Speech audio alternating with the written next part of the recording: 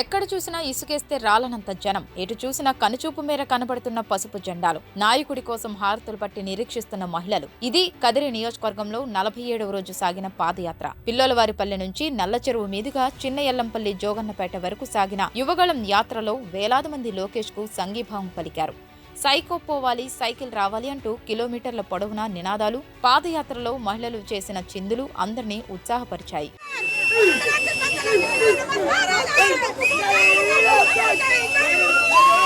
లోకేష్ అడుగులో అడుగు వేస్తూ పాదయాత్రను ముందుకు సాగించారు. జననేత లోకేష్ కు అడుగడుగున మహిళలు హారతులు పట్టి స్వాగతం పలికారు.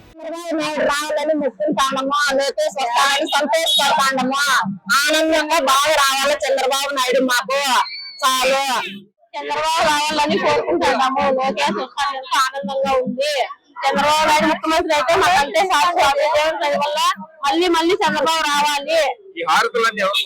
చంద్రబాబు నాయుడు లోకేష్ అందరికీ తీసుకుంటాము. ఆనందంగా ఉంది మాకు. చంద్రబాబు నాయుడు మళ్ళీ రావాలి.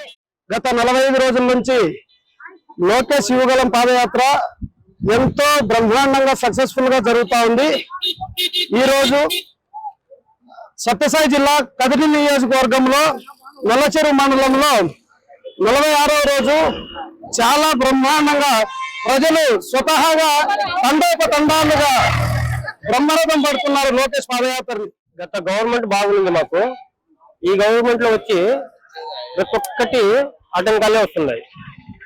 ఎడ్యుకేషన్ కానీ, ఒక వ్యవసాయం రైతులకు కానీ సబ్సిడీ ఎందుకు తీసేశాడు.